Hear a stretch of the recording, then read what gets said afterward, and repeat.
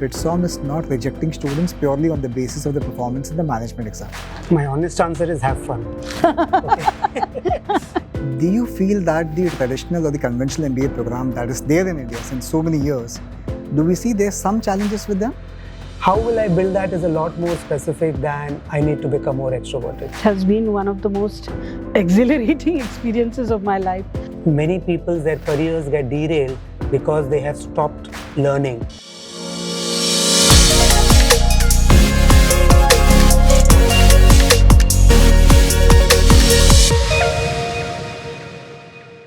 Hi everyone, so today we are here at BITSoM to understand the value of the 2-year MBA program which the institution has created.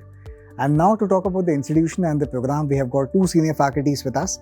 We have Dr. Leena Chatterjee and we have a visiting faculty, Professor Manish also with us, who even takes care of the PDP sessions at BITSoM.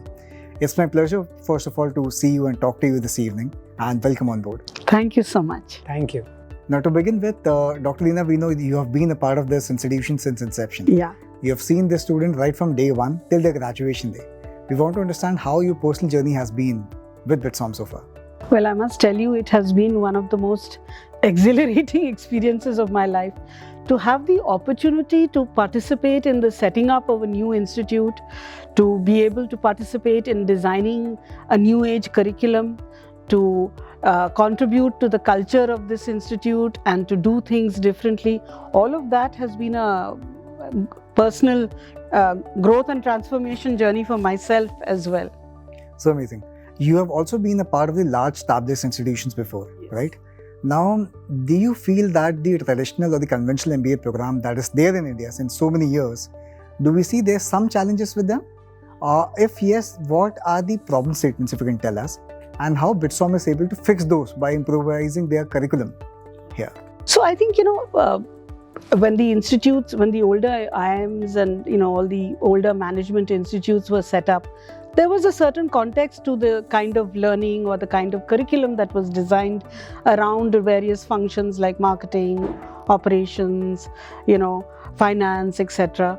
And I think that there was a lot of focus on, the knowledge part of the whole program. So everyone focused on teaching skills or concepts or theories that would help people to understand these different areas. But I think today we are focusing a little more on the doing.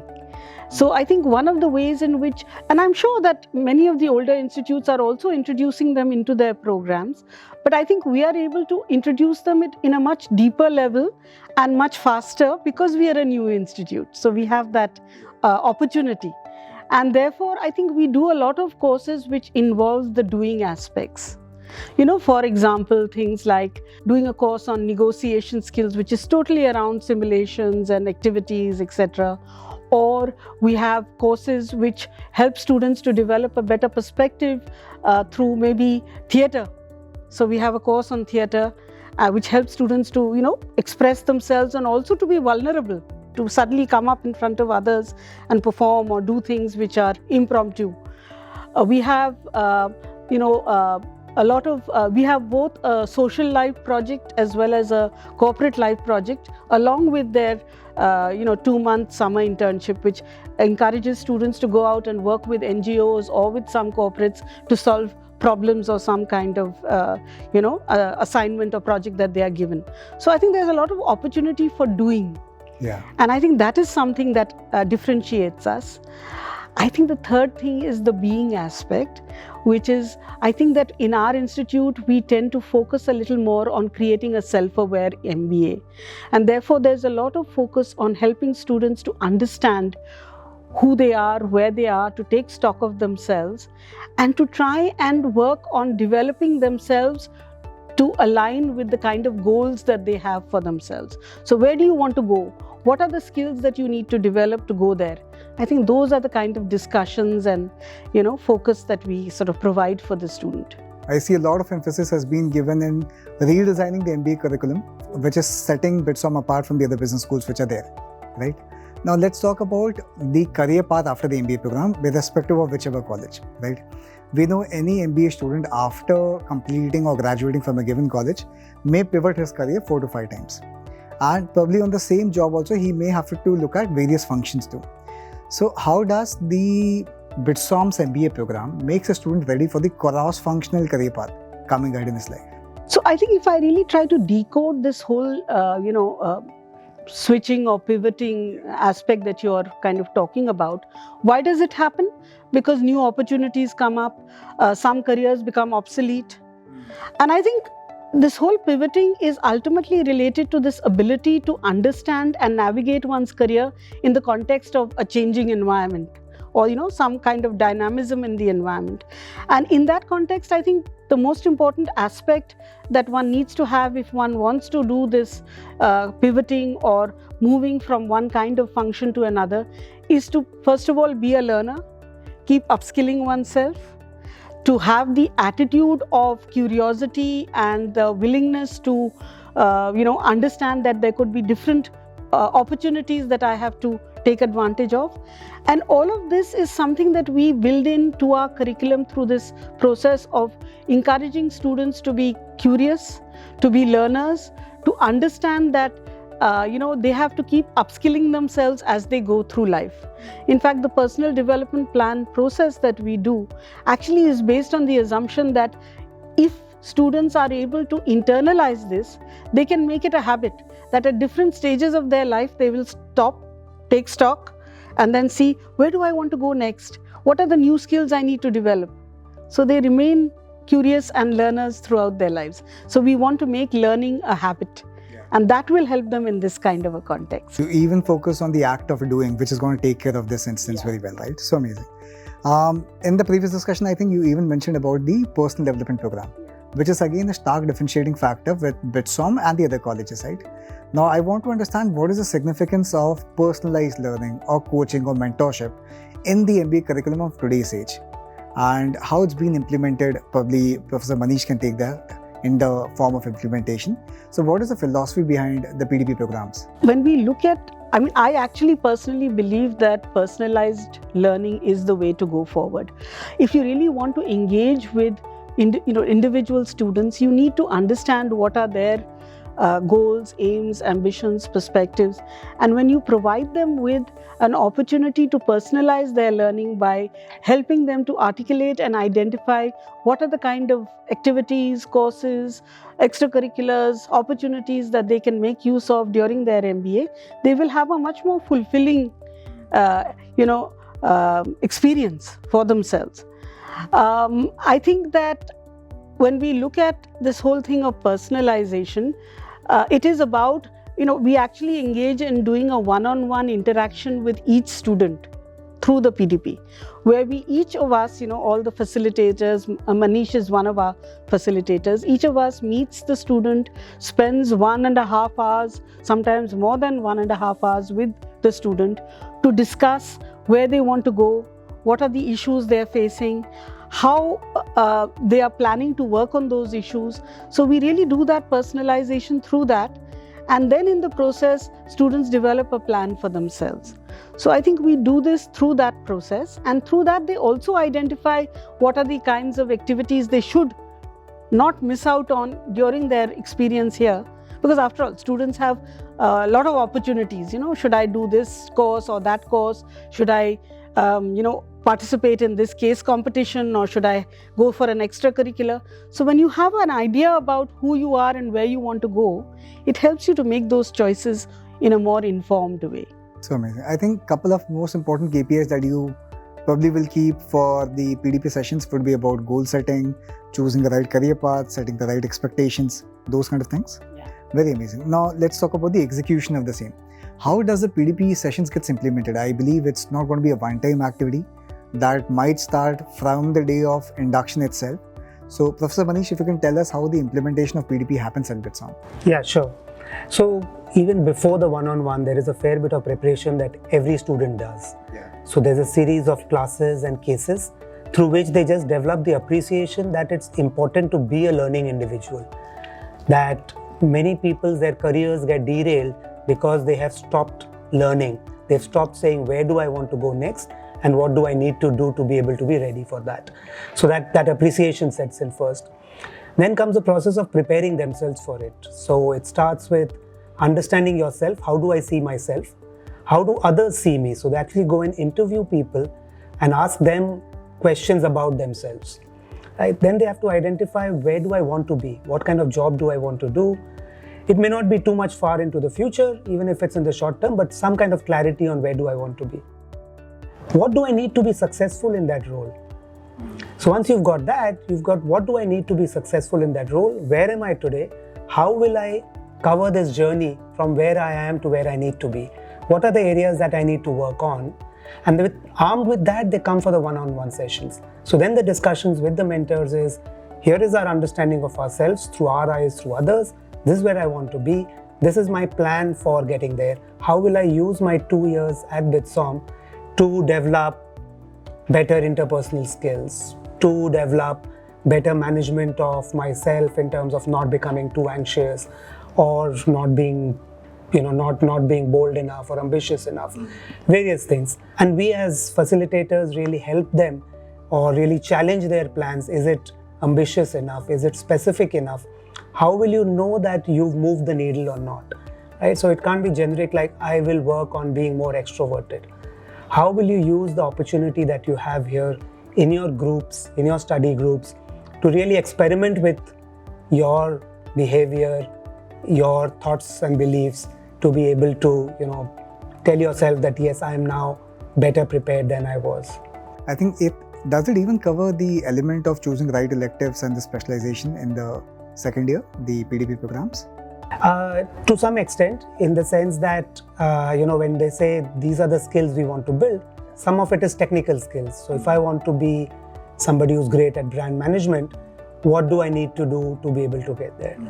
Equally, if I want to become better at relationship building, what do I need to do that? So it's a combination of what will I learn in the classroom, what will I practice outside the classroom to be better on both technical and interpersonal behavior. So amazing. I even want to So I think I'll just add to that. Yeah. I think when students start looking at themselves and, are forced to think a little bit about where they want to go, because usually they're confused. Right? When you tell them first that, where do you want to go, they'll say, I don't know. I mean, how can I tell you? So there's a lot of resistance to doing that. But when they're forced to actually think a little bit about it, it helps them to then think about what could be the specializations I will take. So we don't tell them what specializations to take. They themselves, through the process of this, being slightly pushing the envelope to think about, okay, do I want to get into product management? What would be the kind of electives or specializations that would help me to go there? Then that thinking comes in more easily for them. So I think that's how it happens. This is more towards identifying their own strengths and weaknesses and then aligning it with the career goal, what they want to set. How about the pre-MBA expectation? I mean, students prior to joining in a business school or an MBA college have a different set of expectation, right? Obviously, in the orientation or the induction program, they come across with a lot of other elements which is new for them. And which is not the same expectation what they have kept earlier, right? I want to understand the reaction of the students when you do the PDP sessions, right? As said, with the very early discussions which you do, how do students react to the initial set of conversation which happens between the faculty and the student? So, a couple of things. One, I think, is they certainly welcome it. The opportunity to talk about yourself, about how I feel. Here's a questionnaire which says I'm of this type. Do I agree with that? Do I disagree with that? Here is the gap between what others think of me and what I think of myself. How do I make sense of this gap? I think they really welcome the opportunity to be able to speak to someone, about themselves. The other is, I think these conversations lead to things that are somewhat, not very well described, to becoming more specific. So for example, the initial conversations are, I'm an introvert, I need to become more extroverted. But once you go through this conversation, it becomes more specific that, okay, if I have to be good at something, I need to build relationship building skills. How will I build that is a lot more specific than I need to become more extroverted. These conversations also help to overcome, perceptions. Oh, marketing guy has to be extroverted, finance guy has to be great at numbers, consultant has to be able to solve any problem just while, talking through it. So again, as we get into more specific discussions, these perceptions get more rooted in practical steps. And it's, not really as, because what happens once you just paint it as a black and white, I cannot do that, or my natural personality is not to be that. But once we break it down into more specifics, they can see that it's not really that difficult. I can take small steps and that makes an impact. How important is the feedback of the PDP sessions? I mean, does a student get a chance to share the feedback at the end of the curriculum, end of the first year, second year? How relevant were the PDP sessions for them? And if at all there are any changes that could be shared with the faculties? Okay, so we don't actually get the feedback from them in a formal way. But in fact, just recently, the head of the placement services told me that a lot of companies came back and told him that your students are very self-aware. So I thought that was a very validating kind of feedback for us. It made us feel happy. So I think our students are able to talk about themselves with much greater clarity and self-awareness, because they have gone through a process of thinking about themselves. See, often we all want to think about ourselves, but then we think, okay, I'll do it another day, or maybe I don't have the time, I'm so busy with my projects and this and that. But when you build in this process of introspection into the curriculum, people are forced to think about themselves, and in the process, I think they are able to be more clear about articulating who they are and what they bring to the table or what they want in terms of their career goals. I think that's how it gets translated. So the feedback mostly will be taken from the other stakeholders. Let's say career services could be one of the important. We also have another process in which the students are able to, after the one-on-one interactions with the facilitators, each of the students is assigned to a industry mentor, and they have the opportunity to interact with them maybe 3 to 4 times or even more sometimes during a whole year, to discuss some of the issues. For example, when they are trying to bring about change, implementing change, or some of the issues that they are facing in terms of their summer projects or in terms of their career choices, and they become sounding boards for the student. I think we believe that all of us need mentors in our lives as sounding boards, and we try to create that opportunity for our students so that they never feel alone. Yeah. Maybe I'll just add to that. Like ma'am was saying, really one of the roles we play as the facilitators is to insist that the plan is practical, is almost at some level measurable. How will you know that you are changing, or you're even doing things that you've said, I'm going to do this to change. Yeah. And in that context, their study groups is a great lab for them to experiment. So I kind of encourage them to say, look, if you're saying, oh, I'm worried that I'll look arrogant. I tell them, go tell some of your friends, recruit your friends as part of this change program, right? They are your friends. They can monitor you.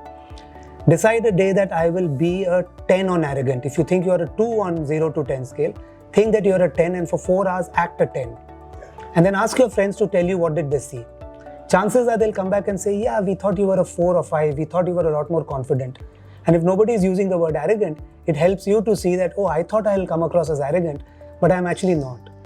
So that feedback process, which is part of the learning itself, that kind of works well in these study groups, become the labs in which to practice. So the whole ecosystem is very conducive for implementing the PDP sessions. Yeah. Very amazing. You even mentioned about the mentorship, right? Which is connecting with the mentors. Now, I want to understand, is this a part of the formal PDP intervention? That's one. Secondly, what are the profiles of these mentors who will be connecting with the students in their 2-year MBA program?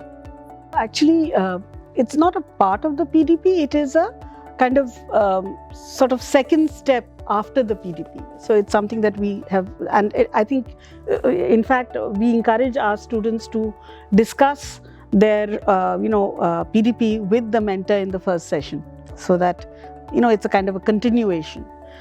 The mentors come from industry. They are senior leaders from industry. We are part of the BITS Pilani University, and a lot of very senior BITS Pilani alum have very kindly given us the time to be mentors for our students. He is a BITS Pilani alum, and he has also been a mentor for our students. So we have very senior people from industry with a lot of years of experience. We have some senior leaders from the Aditya Birla Group. We have some senior alum from IIM Calcutta who are also who also have agreed to be. So we have about 50 senior mentors from industry, and they all bring a lot of wisdom, experience to the table. We know that BITSoM is in a very early growth stage, right? Now, as of now, I think we have a batch size of around 150, 160. But with the new university coming up, it may have significant impact on the batch sizes too. So what are some of the challenges that the PDP team is study with once the batch size may go up? So I think we were aware of this, and we want to ensure that it continues to survive. So in the initial 2 years, I was the only person doing the PDP with every student.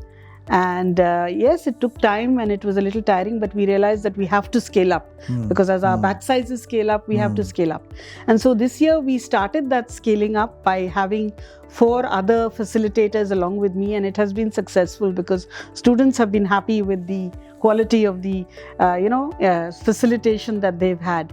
So as we increase batch size, we'll increase the number of facilitators who will come in and work with the students on this. But the PDP will remain. It will remain. So amazing. Now let's talk about the admission procedure also at BITSoM. Now it's very much evident that BITSoM is not rejecting students purely on the basis of the performance in the management exam, whichever exam it is, be it GMAT, GRE or CAT, which is obviously unlikely with the case with the other business schools also. I again want to understand the philosophy behind this, that's one. Second, doing this, are we still able to get the best of the possible talents who are writing these exams? So you see, ultimately an exam or writing an exam is one point in your life or your history as an individual, right?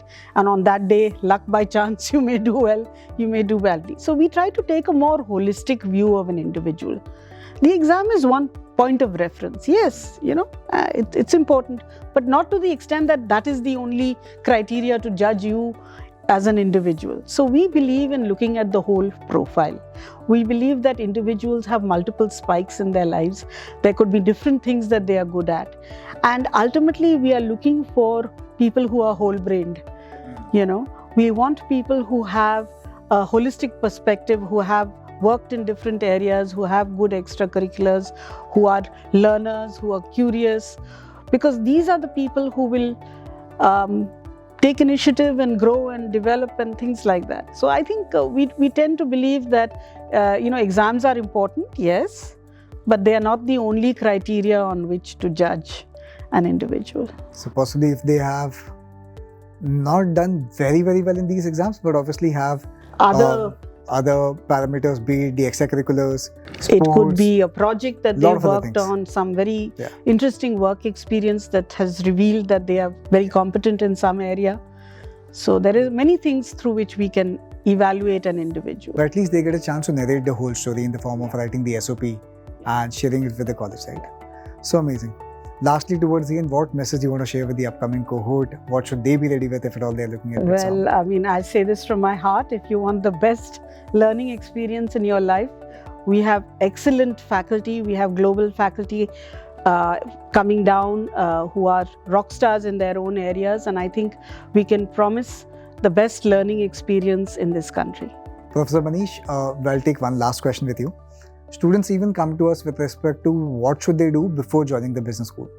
They get sufficient time in hand after writing the CAT exam, but obviously they would be certainly busy in appearing for interview rounds for various colleges. But still, I think after appearing for majority of the interviews, they still get 2-3 months as a breather. So they come to us with respect to making sure that they do really, really good. If at all there's something that they can do which will make them readily prepared for day one of joining a business school, what are some of the things that they can work upon? My honest answer is have fun. Okay. Because a 2-year MBA is a very, very hectic program in any business school. And it's a hectic program in a very positive way because there's so many activities going on inside the classroom, outside the classroom. You want to be part of all of them. I kind of remember my days during my MBA. How the first 3 months kind of pass, you barely recognize, or you can barely keep track of what's happening. I think the key thing really is to enter the business school with a learning mindset. Because look, I mean, like we said right in the beginning, you know, your careers will change every 3 years, every 5 years. You'll be doing jobs that don't exist today. You will have learning on tap, right? So when you want to become, you know, you want to pick up valuation skills, you will go and do a 3-week Ashwatthamaran videos, and you will learn, and then you will do. The one thing that we're here to learn is how to learn, and how to, you know, learn how to make learning a discipline. So I think whatever helps people to get into that mindset is the best preparation they can come getting in here. And of course, have fun, because once you finish your MBA, you know, the grind starts from there. Yeah. So amazing. In the end, I just want to thank you, both of you, in fact, for taking time out and talking to us. We'll be sharing all the messages and the insights with the future students who are looking at joining business school in the upcoming year. Thank you so much. Thank you so much. Thank you very much.